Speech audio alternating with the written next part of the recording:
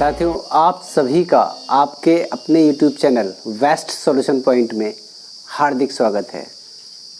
आज हम त्रिकोणमिति की एक्सरसाइज 8.2 आपके समक्ष लेकर आए हैं।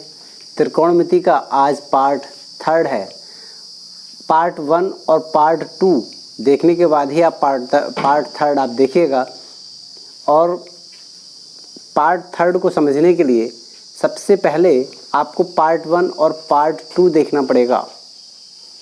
तो पार्ट 3 में आज हम आपको एक्सरसाइज 8.2 का पहला क्वेश्चन है। हमें इनके मान ज्ञात करने हैं। ये सवाल दिया है sin 60 into cos 30 plus sin 30 into cos 60। इसका हमको मान ज्ञात करना है। तो मान ज्ञात करने के लिए हम क्या करेंगे, पार्ट 2 में हमने आपको एक टेबल बताई थी, ट्रिग्नोमेट्री टेबल बताई थी। उसमें 0 से लेके 90 डिग्री तक के जितने भी त्रिकोणमितीय अनुपात थे सबके मान हमने आपको सिखाए थे कि हम उन्हें किस तरह से याद करेंगे। तो वो मान आपको याद होने चाहिए, बस उनके मान यहाँ हमें लगाने हैं, कैलकुलेशन करनी है और आंसर हमको मिल जाएगा। चलिए अब हम देखते हैं यहाँ sin 60 का मान हमारा कितना होता है। तो sin 60 का मान आप टेबल से जब देखेंगे तो इसका मान होता है √3/2। इंटू का मतलब गुणा होता है, ये इंटू है यहाँ, इसका मतलब गुणा होता है। cos 30 का मान कितना होता है, तो cos 30 का मान भी होता है √3/2। प्लस लगाएंगे, sin 30 का मान होता है टेबल से 1/2 और cos 60 का मान भी होता है 1/2। अब हमें करना क्या है यहाँ पर, हमने जैसे कि चौथी 5वीं क्लास में एक नियम पढ़ा है डीमास का।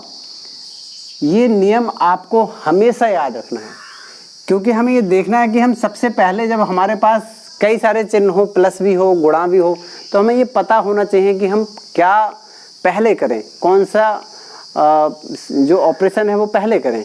यहाँ पर डी का मतलब होता है डिवीज़न, डिवीज़न मतलब होता है भाग।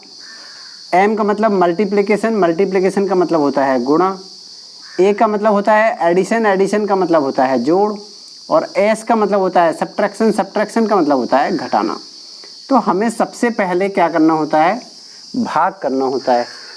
उसके बाद नंबर आता है गुणा का, उसके बाद नंबर आता है जोड़ का और उसके बाद नंबर आता है घटाने का। यहाँ हम देखें तो हमारे पास केवल गुणा और जोड़ के चिन्हों का प्रयोग हुआ है। इसका मतलब भाग इसमें नहीं है, तो भाग नहीं है, तो भाग के बाद नंबर किसका आता है, गुणा का। भाग है नहीं तो सबसे पहले हम क्या करेंगे, गुणा करेंगे। अब गुणा किस किस में हो रही है, देखिए इन दोनों में गुणा हो रही है, तो हम पहले इनकी हम गुणा करेंगे। अब गुणा करने में भी आपको एक नियम ये नियम हमने बताया था, आपको याद होना चाहिए कि जब भी वर्गमूल वाली किसी भी संख्या की हम गुणा करते हैं, मान लीजिए 2 संख्याएं ऐसी हैं जिन पर वर्गमूल है, इस पर भी वर्गमूल है, इस पर भी वर्गमूल है, और इनकी जब हम गुणा करेंगे तो वर्गमूल का निशान हट जाएगा और केवल क्या बचेगा, x बचेगा। क्यों होता है ऐसा, तो इसका भी हम तुम्हें एक्सप्लेन करके बताते हैं क्यों होता है ऐसा।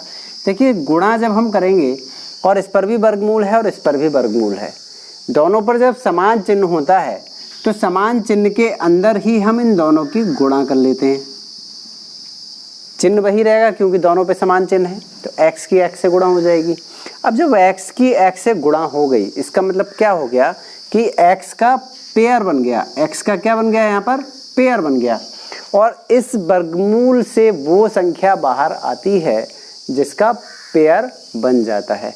तो इसका कितने पेयर बन गए, एक पेयर बन गया ना, एक पेयर बन गया। इसका मतलब यहाँ से ये x बाहर आ जाएगा और हमारा मान x निकलेगा। ऐसे ना करना चाहो तो हम एक तरीका ये भी है कि x और x की हम गुणा कर लें। जब गुणा करेंगे तो इसकी पावर कितनी है, 1, और इसकी पावर कितनी है 1, तो पावर कितनी हो गई 2।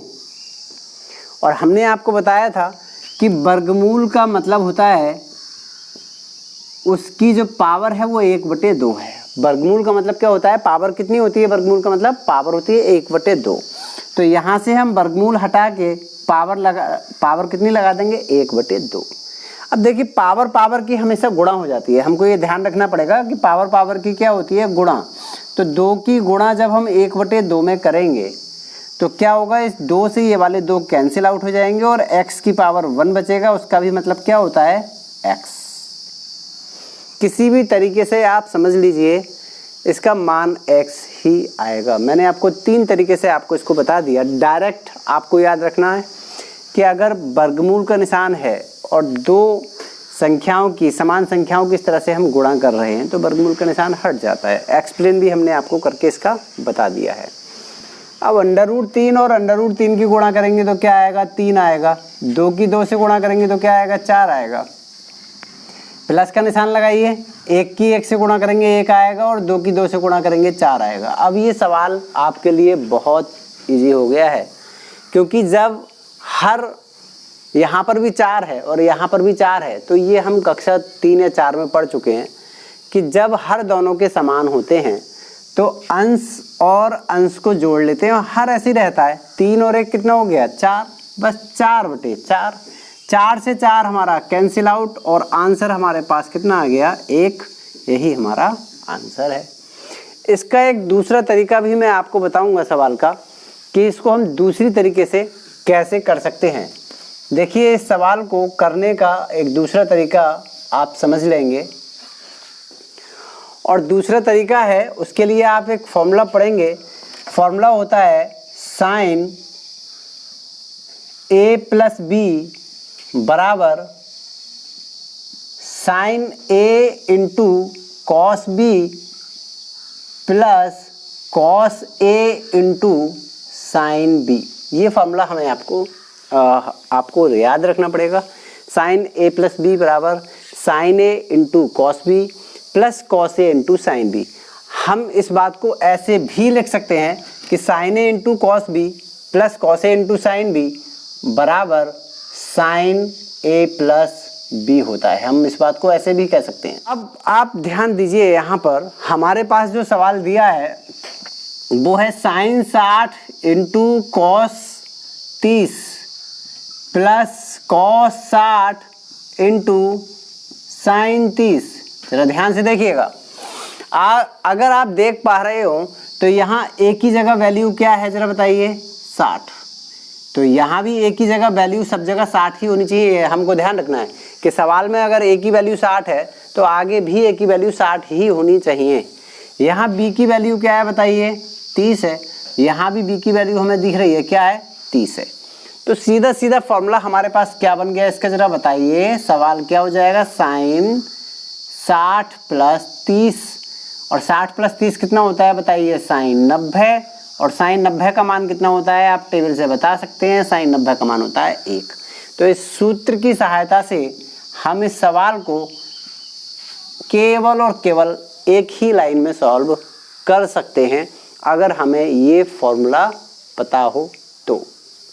देखिए, अब हम सवाल नंबर दूसरे की तरफ चलते हैं। सवाल नंबर पहला हमारा क्लियर हो गया है। सवाल नंबर दूसरे की तरफ हम चलते हैं, और दूसरे की तरफ चलने से पहले यहाँ इस tan पर स्क्वायर है, cos पर स्क्वायर है, sin पर स्क्वायर है, तो हम थोड़ा 1 मिनट का टाइम लेंगे इसको समझने के लिए। हमने आपको त्रिकोणमितीय अनुपात स्क्वायर में तो बताया नहीं है। त्रिकोणमितीय अनुपात हमने क्या बताया आपको, sin cos tan। 3 तो ये त्रिकोणमितीय अनुपात हैं, बाकी इनके व्युत्क्रम हमने बताए थे। कौन कौन से, cosec, sec और cot। तो ये हमारे पास 6 त्रिकोणमितीय अनुपात हैं, लेकिन जब स्क्वायर इन पे लगा हुआ हो तब हम क्या करेंगे। देखिए, अगर हम कहें sin स्क्वायर थीटा, तो इसका मतलब होता है sin थीटा का होल स्क्वायर। यानी जो पावर है, स्क्वायर है, वो कहाँ पहुँचेगी, होल स्क्वायर पे हम पहुँचा सकते हैं। ये हमको ध्यान रखना है। अगर ये इस तरह से हो cos स्क्वायर थीटा, तो हम इसे बोल सकते हैं cos थीटा का होल स्क्वायर। या अगर इस तरह से है tan स्क्वायर थीटा, तो हम इसे बोल सकते हैं tan थीटा का होल स्क्वायर। यहाँ जो भी पावर होगी वो इसके ब्रैकेट के ऊपर हम चढ़ा सकते हैं, इसको हमें ध्यान रखना है। मान लीजिए स्क्वायर की जगह घन है, sin क्यू थीटा है, तो हम इसे क्या पढ़ेंगे, sin थीटा का होल घन। आपको क्या बताया, देखिए ये है 2 tan 45 का होल स्क्वायर बोल देंगे। ऐसे ही इसे cos 30 का होल स्क्वायर बोल देंगे, sin 60 का होल स्क्वायर बोल देंगे। बस अब इनके मान तो हमें आते हैं सबके, है ना। तो मान हमें सबके आते हैं, तो tan 45 का मान 1 होता है, तो ये हो जाएगा 1 का स्क्वायर। cos 30 का मान होता है √3/2, तो √3/2 का होल स्क्वायर। sin 60 का मान भी √3/2, तो इसका भी ये होल स्क्वायर। देखिए आप हमेशा याद रखिएगा कि अगर दो कोई से भी पद हैं और वो पद प्लस माइनस के अगर बराबर हैं और विपरीत चिन्ह के हैं, ये एक माइनस का है एक प्लस का है, और दोनों पद कैसे हैं, बराबर दिख रहे हैं, दिखने में अगर बराबर हैं तो हम उनको क्या कर सकते हैं, कैंसिल आउट कर सकते हैं, बिना किसी झिझक के हम उसे काट सकते हैं। अब क्या बचा हमारे पास, 2 × 1 का स्क्वायर, 1 का स्क्वायर 1 होता है, 2 की 1 से गुणा करेंगे तो 2, आंसर हमारा मिल जाएगा। ज़्यादा कैलकुलेशन करने की जरूरत नहीं है, थोड़ा सा दिमाग लगाने की जरूरत है और सवाल हम आसानी से कर सकते हैं, वरना इसी कैलकुलेशन को हम थोड़ा आगे बढ़ाते, टफ करते, उससे कोई फायदा नहीं था। देखिए अगला क्वेश्चन हमारे पास है, तीसरा क्वेश्चन है पहले क्वेश्चन का तीसरा पार्ट है, cos 45/sec 30 प्लस cosec 30। बस केवल मान इनके लगाने हैं, फिर इसके बाद हमें कैलकुलेशन इनकी करनी है। cos 45 का मान हम जानते हैं कि cos 45 का मान क्या होता है, cos 45 का मान होता है 1/√2, बटे का निशान। अब ये देखिए sec 30 का मान कितना होता है, sec 30 का मान आपको पता होना चाहिए, तो sec 30 का मान होता है 2/√3, ये sec 30 का मान है। इसी प्रकार cosec 30 का मान पता होना चाहिए, cosec 30 का मान होता है 2। ये 1/√2 को ऐसे ही रहने देंगे और नीचे एलसीएम ले लेते हैं, 2 के बटे में 1 मान के, यहाँ √3 है और यहाँ 1 है, तो एलसीएम कितना आ जाएगा इसका, √3। अब √3 का √3 में भाग कितनी बार जाएगा, 1 बार, 1 की 2 से गुणा करेंगे तो क्या आएगा, 2। 1 का √3 में भाग कितनी बार जाएगा, 1 का 5 में भाग 5 बार, 1 का 4 में भाग 4 बार, तो 1 का √3 में भाग √3 बार। √3 की 2 से गुणा करेंगे तो क्या आएगा, 2/√3। अब होगा क्या, अब होगा ये √2 नीचे आ जाएगा, √3 ऊपर पहुंच जाएगा, तो क्या हो जाएगा, देखिए ये हमारे पास हो जाएगा √3 जब ऊपर पहुंचेगा तो 1 से गुणा करेंगे तो √3 ही आएगा, और नीचे √2 आएगा तो क्या हो जाएगा, √2 इंटू 2 + 2/√3, 2 + 2/√3। इस तरह से ये हो गया हमारे पास। अभी हम इसमें क्या कर सकते हैं कि इसके कंजुगेट से ऊपर नीचे गुणा कर सकते हैं, a + √b, तो इसका संयुग्मी में क्या होगा, a - √b। केवल हम बीच का चिन्ह बदल देते हैं और कुछ नहीं करना होता है, संयुग्मी में केवल बीच का चिन्ह बदल जाता है और कुछ नहीं होता है, ठीक है। तो इसका संयुग्मी जो होगा वो ये होगा। और हम बात करें 2 + 2/√3 की, तो 2 + 2/√3 का संयुग्मी क्या होगा, देखिए 2 + 2/√3 का संयुग्मी होगा 2 - 2/√3। यहाँ 2/√3 बड़ी संख्या है, तो बड़ी संख्या को हम पहले लिख लेंगे और कुछ नहीं करेंगे, हम इसे लिख लेंगे 2/√3 + 2, तो इसका संयुग्मी क्या हो जाएगा, 2/√3 - 2। इससे क्या होगा, हमारा काम थोड़ा आसान हो जाएगा, जो संख्या है वो माइनस की ना आके प्लस की आएगी। अगर पहली संख्या हम छोटी ले लेंगे तो बड़ी संख्या माइनस की हो गई, उससे उत्तर हमारा माइनस में आएगा और कोई फर्क नहीं पड़ेगा। बस हमने इसी से बचने के लिए, माइनस से बचने के लिए बड़ी संख्या को पहले लिख लिया है, तो 2/√3 + 2 लिख लेंगे और उसका संयुग्मी हो जाएगा 2/√3 - 2। तो हम यहाँ पर यही काम कर रहे हैं कि हमने 2/√3 + 2/√3 और +2 लिख लिया है।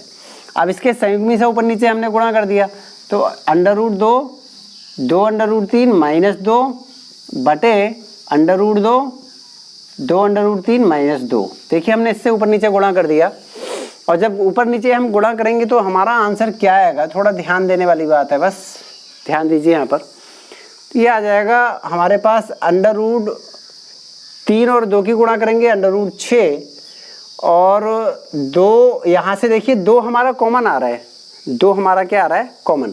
तो इस 2 को हमने कॉमन निकाल लिया और क्या बचेगा, √3 - 1 बटे √2 और √2 की गुणा हमारी क्या आएगी, 2। और क्या होगा देखिए, और हमारे पास इनकी जब हम गुणा करेंगे, दो ब्रैकेट है हमारे पास, समान ब्रैकेट है, तो हमें याद रखना है कि a प्लस बी की गुणा जब भी a माइनस बी से हम करते हैं तो हमारे पास क्या आता है, ए स्क्वायर माइनस बी स्क्वायर, मतलब पहले पद का वर्ग माइनस दूसरे पद का वर्ग। तो पहला पद क्या है, 2 अंडर रूट 3, इसका जब वर्ग करेंगे 2 अंडर रूट 3 का वर्ग, 2 अंडर रूट 3 का वर्ग माइनस 2 का वर्ग। ध्यान दीजिए, अब 2 अंडर रूट 3 का वर्ग क्या होता है ये भी आपको आना चाहिए, अंडर रूट 6 और इस 2 से ये 2 कैंसिल हो गया, into under root 3 minus 1। 2 under root 3 का वर्ग, 2 का वर्ग जो होता है 4 और रूट 3 का वर्ग करेंगे, देखिए 2 अंडर रूट 3 का वर्ग क्या होगा, 2 का वर्ग होगा 4 और रूट 3 का वर्ग होगा 3, क्योंकि कभी भी रूट वाली संख्या का वर्ग करते हैं तो रूट खत्म हो जाता है, अंडर रूट स्क्वायर रूट उसका खत्म हो जाता है। 4 3 कितना हो गया, 12, तो ये आ गया 12 और माइनस 4 कितना बचेगा, 8, और यही हमारा क्या हो जाएगा, आंसर है हमारे पास sine 30 plus ten 45 minus cos 60 बटे sec 30 plus cos 60 plus cot 45। बस इन सबके मान लगा के इसको हम सरल करेंगे। ये बटे का निशान हमने पहले लगा लिया है। साइन 30 का मान कितना होता है, 1/2, टेन 45 का मान होता है 1, कॉस 60 का मान कितना होता है, 2/√3, कॉसेक 60 का मान 2/√3। सेक 30 का मान कितना होता है, तो सेक 30 का मान होता है 2/√3, कॉस 60 का मान होता है कॉस 60 का मान होता है 1/2 और कॉट 45 का मान होता है 1। अब बस केवल इनको हमें आसान करना है और कुछ नहीं है। देखिए आसान करने के लिए हम एक चीज़ यहाँ नोटिस कर रहे हैं, और वो क्या है कि यहाँ बटे में 2 है, यहाँ बटे में √3 है अंश में, ठीक है, और हर में भी यहाँ बटे में 2 है और √3 है। तो बटे में दोनों जगह सेम संख्याएं हैं, तो 2 √3 से हम क्या कर सकते हैं, ऊपर नीचे हम गुणा कर सकते हैं, अंश और हर में गुणा कर सकते हैं। मतलब हम ये ध्यान रखेंगे अंश बाहर में 2 √3 से क्या कर देंगे, गुणा कर देंगे, बस काम हमारा आसान हो जाएगा। दूसरा तरीका ये है कि हम एलसीएम लेके भी सॉल्व कर सकते हैं। तो 2 तरीके हैं हमारे पास। फिलहाल अभी हम गुणा कर रहे हैं, और जब हम गुणा करेंगे तो क्या हो जाएगा, ज़रा ध्यान दें यहाँ पर। देखिए 1/2 है, इसमें गुणा कर दी हमने 2 √3 से, 1 है इसमें भी गुणा करेंगे 2 √3 से, माइनस 2/√3 है, इसमें भी गुणा करेंगे 2 √3 से। इसी प्रकार 2/√3 है, यहाँ भी हम गुणा करेंगे 2 √3 से। 1/2 है, यहाँ भी हम गुणा करेंगे 2 √3 से। 1 है, इसमें भी हम गुणा करेंगे 2 √3 से। अब देखिएगा कि इस 2 से ये 2 कैंसिल, 3 से ये √3 से √3 कैंसिल, 2 से ये 2 कैंसिल, √3 से √3 कैंसिल। क्या बचा हमारे पास, √3 प्लस 1 की गुणा करेंगे तो क्या आएगा, 2 √3, यहाँ गुणा करेंगे तो 2 दूनी कितना आएगा, 4। बताइए यहाँ पर क्या आएगा, देखिए 2 दूनी 4, और यहाँ गुणा करेंगे तो क्या आ जाएगा, तो हमारे पास आ जाएगा √3 और प्लस 2 √3। अब हम एक बात नोटिस कर रहे हैं, और शायद आप भी अच्छी तरह से देख रहे होंगे कि 2 √3 और ये केवल 1 √3 है, तो ये कितना हो जाएगा, ये दोनों सजातीय पद हैं, 2 और 1 कितना हो जाएगा, 3 √3। तो जब इनको जोड़ेंगे तो ये हो जाएगा 3 √3। ऐसी जो संख्याएं होती है ये सजातीय संख्याएं कहलाती हैं, जिनमें रूट वाला जो होता है ये कॉमन होता है। जैसे यहाँ भी स्क्वायर रूट है, यहाँ भी स्क्वायर रूट है, यहाँ √3 है, यहाँ √3 है, तो रूट वाली संख्या नहीं जुड़ती है। रूट से पहले जो इनका गुणांक है केवल उनको हम जोड़ते हैं, उन्हीं को हम घटाते हैं। तो ये 2 √3 और ये 1 √3, तो कितना हो जाएगा, 3 √3 माइनस 4। और इसी प्रकार यहाँ देखेंगे तो 2 √3 और 1 √3, ये भी हो जाएगा 3 √3 और प्लस हो जाएगा 4। देखिए यहाँ भी हमें संयुग्मी से गुणा करनी है, यहाँ भी हमें क्या करना है, संयुग्मी से गुणा करनी है। और संयुग्मी क्या आ जाएगा, हमने क्या बताया, संयुग्मी किसका देखना होता है, हर का। और हर में जब प्लस है तो संयुग्मी में कौन सा चिन्ह आएगा, माइनस का। तो क्या हो जाएगा, 3√3 माइनस का 4 बटे 3√3 माइनस का 4। अब देखिए थोड़ा सा यहाँ ध्यान देंगे आप, तो ये दोनों पद हैं इधर के, हम इसे ब्रैकेट कह सकते हैं, ब्रैकेट में लिख लेते हैं। तो दोनों ब्रैकेट हमारे समान है, तो समान है, तो समान वाली चीज़ जब हम गुणा करते हैं तो समान वाले का जब भी हम गुणा करेंगे तो इस पर होल स्क्वायर आ जाएगा। हमेशा याद रखिए, समान संख्याओं की या समान ब्रैकेटों की जब हम गुणा करेंगे तो इस पर होल स्क्वायर हो जाएगा। और इसकी गुणा में प्लस और माइनस का अंतर है, तो हमने आपको पीछे सवाल में भी फॉर्मूला बताया था कि जब a प्लस बी की गुणा a माइनस बी से करते हैं तो क्या आता है, a square minus B square, यानी कि पहले पद का वर्ग माइनस दूसरे पद का वर्ग। तो 3√3 का जब वर्ग करेंगे तो 3 का वर्ग होता है 9, और √3 का वर्ग करेंगे तो √3 से रूट कैंसिल हो जाएगा, 9 3 27। तो ये हो जाएगा आपका 27 माइनस 4 चौक 16, आपका आ जाएगा ये 27 में से 16 गया तो बचेगा आपका 11। यहाँ इसका होल स्क्वायर हम खोल लेंगे, तो देखिए होल स्क्वायर आपको खोलना आना चाहिए कि a माइनस बी का होल स्क्वायर बराबर a का स्क्वायर प्लस b का स्क्वायर माइनस 2ab होता है। मतलब पहले पद का वर्ग प्लस दूसरे पद का वर्ग माइनस इन दोनों पदों की गुणा का दूना। 3√3 का वर्ग करेंगे तो कितना हो जाएगा, 3 3 9 और 9 3 27। 4 का वर्ग करेंगे तो ये हो जाएगा आपका 16, माइनस इनकी गुणा करिए 4 3 12, 12 का डबल करो 24, तो ये आ जाएगा आपका 24√3। देखिएगा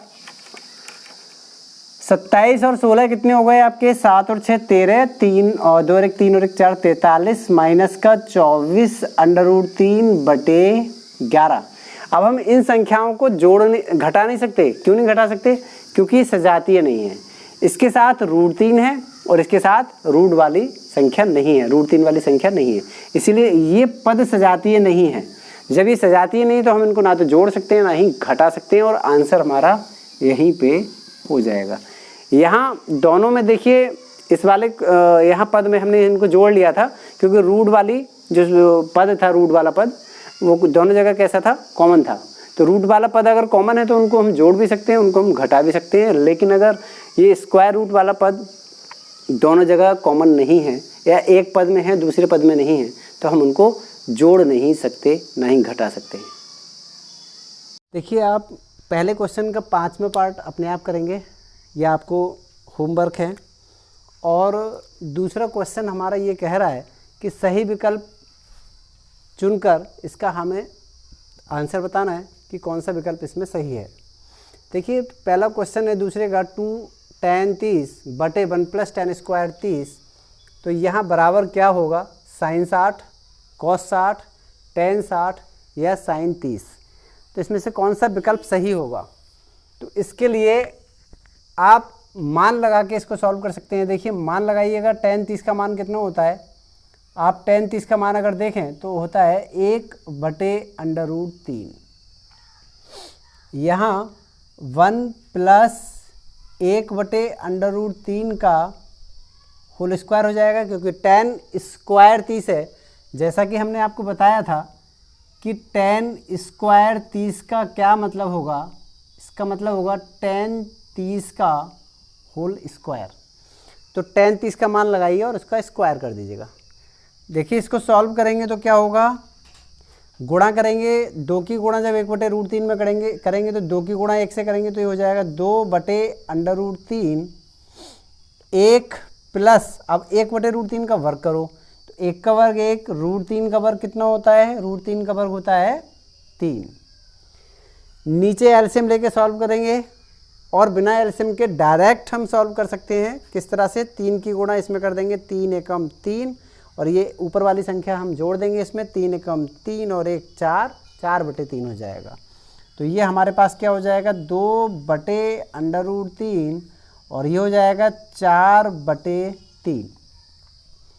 अब हमने आपको क्या बताया था कि वटे के ऊपर वटे में है वो कहाँ जाएगा, हर में, और बटे के जो नीचे बटे में वो कहाँ पहुँचेगा, अंश में। जब इसे हम सॉल्व करेंगे तो ये हो जाएगा 2 गुणा 3 और ये हो जाएगा 4 गुणा √3। देखिए 3 को हम इस प्रकार भी लिख सकते हैं √3 गुणा √3, क्योंकि √3 और √3 की हम जब गुणा करेंगे तो क्या आएगा, 3 आएगा। तो हम इस 3 की जगह क्या लिख सकते हैं, √3 गुणा √3। देखिए √3 से √3 कैंसिल, 2 एकम 2 और 2 दूनी 4। क्या बचा हमारे पास, ऊपर बचा √3 बटे बचा 2। अब आप विकल्प में देखिए, क्या ये sin 60 का मान है, हाँ sin 60 का मान है, ठीक है। तो इसका मतलब विकल्प नंबर कौन सा सही है हमारा, विकल्प नंबर ए हमारा सही है। अब दूसरा देखिए, cos 60 का मान कितना होता है, cos 60 का मान हमारा होता है 1/2, तो ये ऑप्शन हमारा हो गया गलत। tan 60 का मान होता है √3, ये भी ऑप्शन हमारा हो गया गलत। sin 30 का मान होता है 1/2, इसलिए ये वाला भी ऑप्शन हमारा हो गया गलत। तो ऑप्शन नंबर ए हमारा सही है। इतनी बड़ी कैलकुलेशन करने के अलावा एक दूसरा हमारे पास तरीका ये है कि हम एक फॉर्मूला याद रखें, तो उससे भी हम इस सवाल को आसानी से कर सकते हैं। देखिए कैसे एक फॉर्मूला होता है, उस फॉर्मूले को, सूत्र को आप याद रखिएगा कि 2 tan थीटा बटे 1 + tan स्क्वायर थीटा बराबर होता है sin 2 थीटा। अगर इस फॉर्मूले को आप याद रखेंगे तो आप इस सवाल को बिना कैलकुलेशन के भी सॉल्व कर सकते हैं। अब आप देखेंगे कि यहाँ थीटा की जगह 30 है, देखिए नीचे भी थीटा की जगह 30 है, ऊपर भी थीटा की जगह 30 है, दोनों वैल्यूज हमारी समान होनी चाहिए, तभी इस फॉर्मूले को हम अप्लाई कर सकते हैं। तो हम देख रहे हैं ऊपर क्या है, 2 tan थीटा, थीटा की जगह 30, नीचे क्या है 1 + tan स्क्वायर, थीटा की जगह यहाँ 30 है।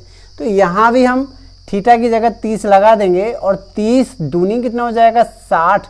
विकल्प नंबर ए हमारा सही है, sin 60। देखिए कितनी आसानी से हमें पता चल गया कि इसका पहला ऑप्शन सही है।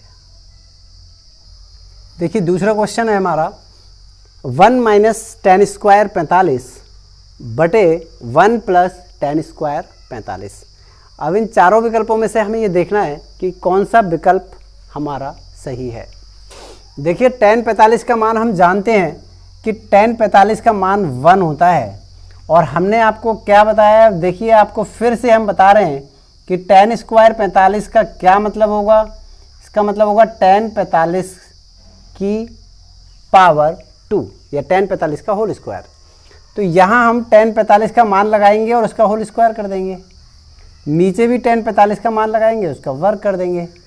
तो क्या हो जाएगा, 1 का वर्ग तो बन ही रहेगा, तो एक में से एक गया तो 0 बचा, और एक और एक 2 होता है, और 0 को किसी भी संख्या से अगर हम भाग करते हैं तो आंसर हमारा 0 ही आता है। अब इसका हम शॉर्ट आपको बताते हैं किस तरह से आप शॉर्ट करेंगे इसे।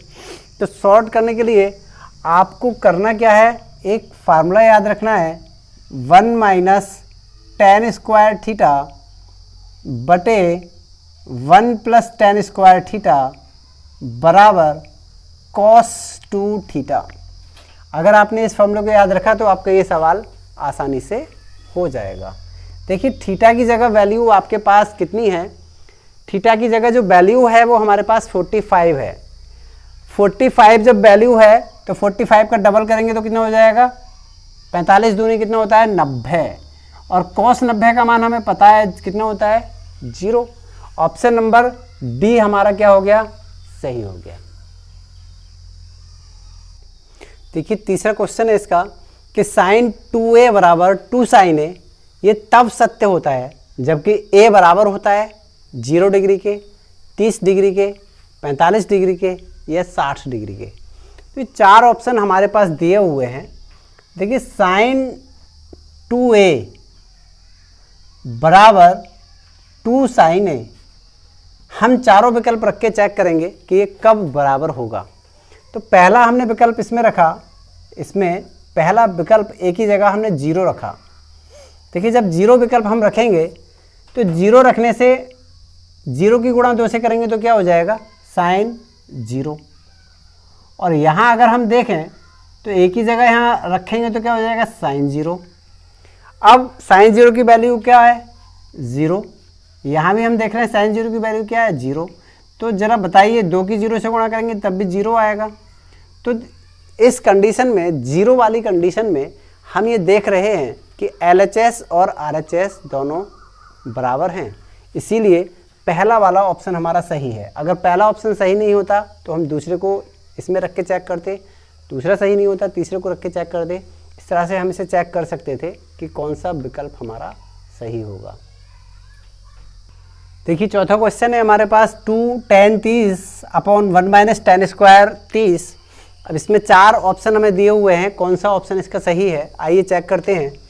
यहाँ टेबल से हम मान रखेंगे tan 30 का मान हम जानते हैं, tan 30 का मान होता है 1/√3। इसी तरह से यहाँ भी मान रखेंगे tan 30 का मान 1/√3। अब ये चूंकि tan का स्क्वायर है इसलिए इस मान का भी हम स्क्वायर कर देंगे। देखिएगा अंश की अंश में गुणा कर लेंगे, यहाँ 2 की 1 से गुणा 2, 2/√3 और बटे में क्या आएगा 1 माइनस 1 का स्क्वायर 1 होता है, √3 का स्क्वायर करोगे तो 3 आएगा। एलसीएम लेके सॉल्व कर लेंगे या डायरेक्ट भी हम सॉल्व कर सकते हैं। 3 एकम 3, 3 में से जब 1 माइनस करोगे तो क्या बचेगा 2/3। तो ये हमारे पास क्या बचा 2/√3 और 2/√3 बटे क्या बचेगा 2/3। क्या होगा 3 पहुंचेगा अंश में और ये √3 आ जाएगा हर में। देखिए 2 गुणा 3 बटे 2 गुणा √3, 2 से ये 2 हमारा कैंसिल हो गया। अब हमने पहले भी सवाल में आपको बताया था कि √3 को हम क्या लिख देंगे, 3 को हम लिख देंगे √3 गुणा √3।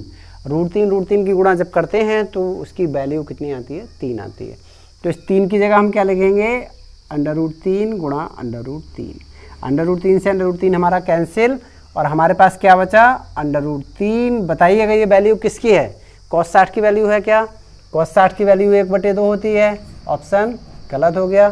sin 60 की वैल्यू √3/2 होती है, ये ऑप्शन भी हमारा रॉन्ग हो गया। tan 60 की वैल्यू √3 होती है, ऑप्शन नंबर सी हमारा सही है। तो विकल्प हमारा सी सही हो गया। इसका भी मैं आपको शॉर्ट एक फॉर्मूला बता देता हूँ। देखिए यहाँ आप याद रखेंगे 2 tan थीटा बटे 1 माइनस tan स्क्वायर थीटा बराबर आपके लिए होता है फॉर्मूला tan 2 थीटा। अब हम देख रहे हैं कि यहाँ थीटा की जगह कितना है, थीटा की जगह है 30। तो 30 से जब इसमें 30 मान रखेंगे तो 30 की गुणा 2 से करेंगे तो कितना हो जाएगा tan 60 और tan 60 का मान कितना होता है √3। बल्कि मान लगाने की कोई ज़रूरत नहीं है, हमें ऑप्शन में tan 60 ही दिया है। तो विकल्प नंबर सी हमारा सही है। देखिए जब थीटा की वैल्यू 30 है तो 2 थीटा की वैल्यू कितनी होगी 60, क्योंकि उसको हम डबल कर लेंगे।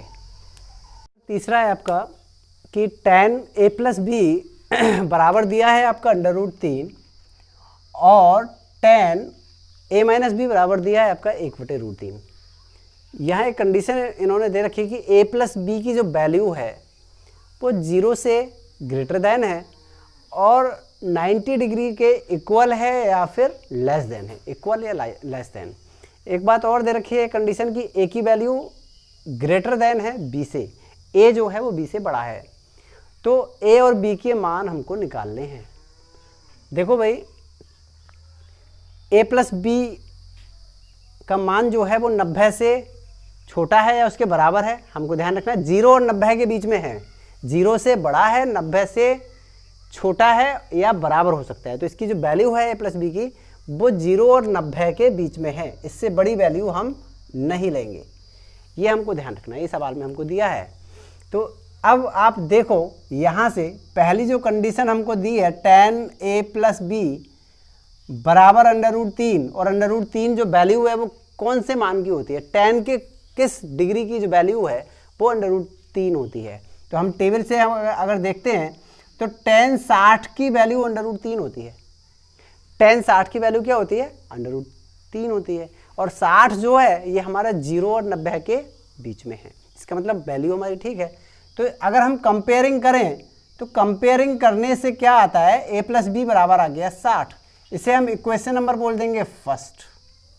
a + b बराबर क्या आ गया 60। अब देखिए आगे हमें क्या दिया है, tan a - b बराबर 1/√3। और ये tan के केस में कितने की वैल्यू होती है, ये tan के केस में tan 30 की वैल्यू होती है। इसका मतलब a - b बराबर कितना आ गया, कंपेयरिंग करने से a - b बराबर आ गया 30 के। tan की जब कंपेयरिंग करेंगे तो tan का जो एंगल है यहाँ a - b है, इधर एंगल 30 है, तो a - b = आ गया 30। क्वेश्चन नंबर हमने बोल दिया ऐसे सेकंड। इक्वेशन फर्स्ट और सेकंड को सॉल्व करेंगे, a और b की वैल्यू हम निकाल लेंगे, आंसर हमें पता चल जाएगा। और इनको सॉल्व करने के लिए आपको मैंने प्रतिस्थापन विधि, विलोपन विधि आपको बताई हुई है, वज्रगुणन भी आपको बताया हुआ है, किसी भी विधि से हम सॉल्व कर सकते हैं। यहाँ विलोपन विधि आपकी बहुत आसान रहेगी। आप करें क्या, समीकरण नंबर फर्स्ट और सेकंड को ऐड कर देंगे तो क्या हो जाएगा, ऐड करने से देखिए क्या होता है, यहाँ जो b है ऊपर प्लस का है नीचे माइनस का है, तो जब प्लस माइनस का v है तो ये कैंसिल आउट हो जाएगा। और जब कैंसिल आउट हो जाएगा तो हमारे पास a बचेगा, a और a को हम ऐड करेंगे, जोड़ लेंगे, क्योंकि दोनों समान चिन्ह के हैं। जब समान चिन्ह के हैं तो a और a हो गया 2a, 60 और 30 हो गया 90, और a की अगर वैल्यू निकालें तो ये हो जाएगा 90/2, 2 चौक 8, 2 पंजे 10। तो यहाँ से a की वैल्यू हमारे पास आ गई 45 डिग्री। a की वैल्यू कितनी आ गई, 45 डिग्री। तो a की वैल्यू 45 आ गई। अब जब a की वैल्यू पता चल गई तो इसकी वैल्यू हम चाहे फर्स्ट में रखें या सेकंड में रखें, हमें b की वैल्यू भी पता चल जाएगी। तो क्या करेंगे हम, a का मान समीकरण फर्स्ट में रखने पर, देखिए जब a का मान समीकरण फर्स्ट में रखेंगे तो a की जगह हम यहाँ रख देंगे 45, 45 + b बराबर हो गया 60। और जब b का मान निकालना है तो क्या करेंगे बताइए, 45 को उठा के ले जाएंगे दूसरी तरफ, ये हो जाएगा माइनस का, 60 में से 45 माइनस करोगे आएगा 15। तो b बराबर कितना आ गया, 15। हम देखें तो यहाँ बोल रहे हैं कि a जो है वो b से बड़ा होना चाहिए, तो a का मान 45 है, b का मान 15 है, a का मान बड़ा है b से, इसका मतलब हमारा दोनों कंडीशन इसकी सही है। तो यही हमारा आंसर है, a बराबर 45, b बराबर 15।